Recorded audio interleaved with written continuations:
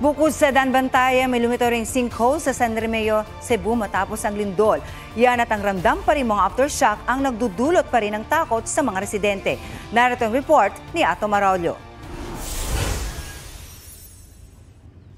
Hindi bitak, kundi malaking sinkhole ang gumulantang sa isang sitio sa San Remigio, malawak at malalim. So mahirap makita yung pinakailalim ng hukay. Pero sabi ng mga residente, meron daw tubig doon sa ilalim. So gawa sa limestone itong mga bato dito. So posible talaga na may mga hukay o may mga butas na pinalala noong lindol. Dagdag ito sa ipinag-aalala ng mga residente, lalo't katabi lang din ito ng isang bahay. Halos nilamon na niya yung bahay na yun dun sa likod.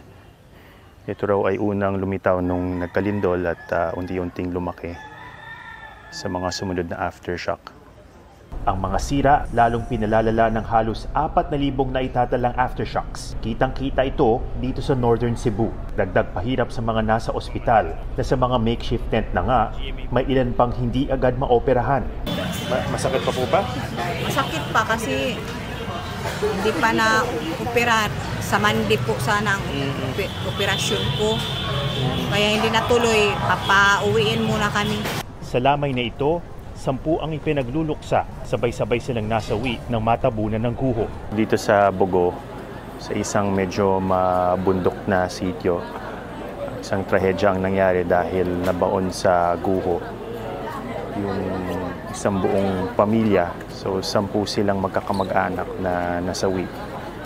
At ngayon ay nakaburong sila dito sa malapit sa simbahan. Ang mas masakit, ilan sa kanila, mga bata.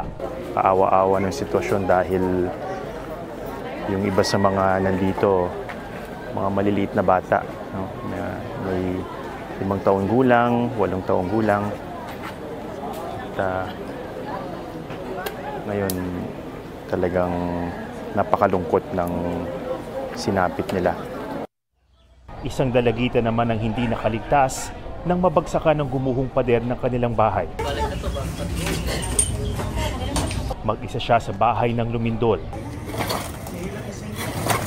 Ang kanyang ama, di na siya inabutang buhay. Ang picture ang gumin. Na, mga libro niya. Sabi ko sa kanya, na 2 lang ang hiningi ko na hininga. Pakita ka lang na 2 hininga. Buhay ka. Wala talaga siya. Napakasakit po para sa isang tatay. Wala na ako magagawa. Dahil siya kasi. Kaya pag lumilindol, dito lang ko, pag lumilindol, gananin ko lang. Magsabi lang ko, Lord, hinto ka naman. Atom Araulio, nagbabalita para sa GMA Integrated News.